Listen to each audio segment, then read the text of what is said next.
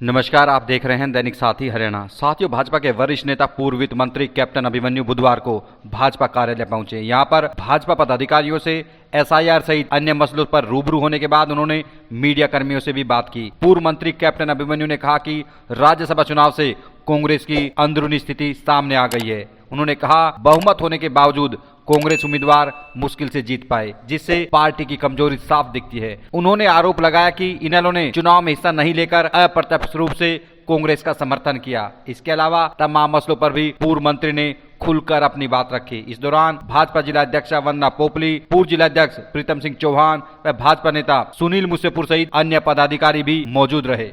जो वर्तमान हरियाणा प्रदेश का राजनीतिक परिदृश्य है, राज्यसभा का हाल ही में संपन्न हुआ चुनाव, वह हरियाणा की राजनीतिक संस्कृति का उसको दर्शाने का काम कर रहा है।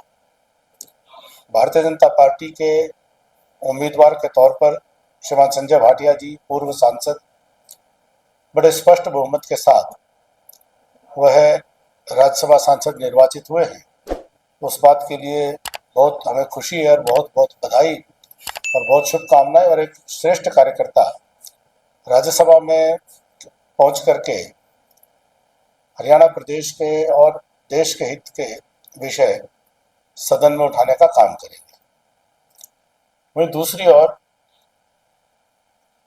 इंडिपेंडेंट उम्मीदवार ने एक बड़ी मजबूती से चुनाव को लड़ते हुए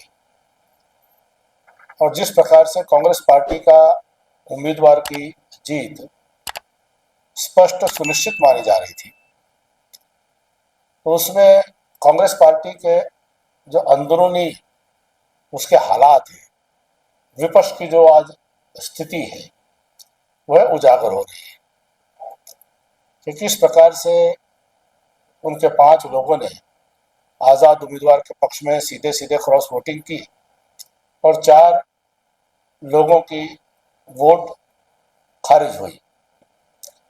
यह कांग्रेस पार्टी के अंदरूनी स्थिति का एक बहुत बड़ा, जो एक अंदर ज्वालामुखी है कांग्रेस के अंदर, उसके फटने के पहले की स्थिति दिखाई दे रही है। कांग्रेस आज एक दल, राजनीतिक दल या एक संगठन ना होकर के वह कुछ लोगों का एक गिरोह के रूप में काम कर रहा है। तो इस वर्तमान राजनीतिक परिस्थिति में हम ये समझते हैं कि हरियाणा में विपक्ष जो है वो दिशाहीन हो चुका है और विपक्ष नेतृत्व विहीन हो चुका है, विचार विहीन हो चुका है, नीति विहीन हो चुका है, मुद्दा विहीन हो चुका है और वो पूरी तरह से किसी न किसी तरीके से सत्ता प्राप्ति के लिए हाथ पांव मारते हैं। किस प्रकार से उनको हरियाणा प्रदेश को लूटने का फिर से मौका मिल जाए, हरियाणा प्रदेश में परिवारवाद, जातिवाद का नंगा नाच फिर से करने का उनको अवसर मिल जाए, इससे अधिक विपक्ष की कोई सोच नहीं है।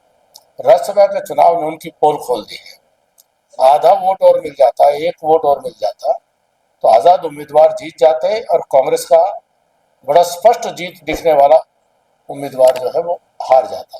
जी, ऐसी जानकारी मीडिया, सोशल मीडिया के माध्यम से आ रही है और इसकी निश्चित तौर पर विवेचना होगी कि कहीं ना कहीं कोई ऐसी तकनीकी कारण से, किस वजह से और क्या कोई भूल हुई है कि 1 वोट जो है वो आज़ाद उम्मीदवार को उसका लाभ मिल सकता था।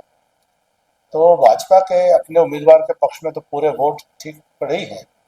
कहीं ना कहीं भाजपा ने चूंकि आज़ाद उम्मीदवार को अपना समर्थन दिया था और 1 वोट बड़ा महत्वपूर्ण हो सकता था, तो क्या तकनीकी कारण रही, क्या वजह रही, और इसकी विवेचना निश्चित तौर पर होगी।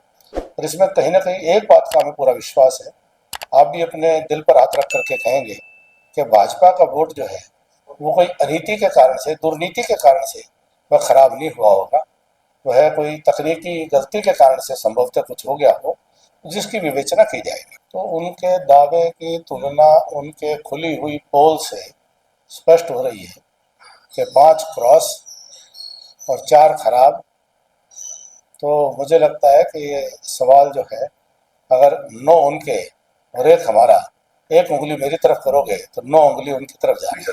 देखिए, इंडियन नेशनल लोकदल के पूरे जो कार्यकलाप है उसके अंदर कहीं ना कहीं एक कंसिस्टेंसी की कमी है, एक निरंतरता की कमी है।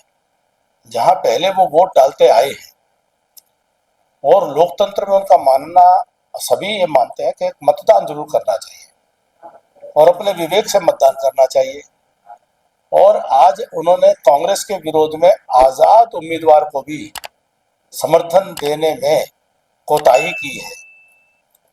तो मैं ये मानता हूं कि उन्होंने लोकतंत्र की प्रणाली का अपमान किया है।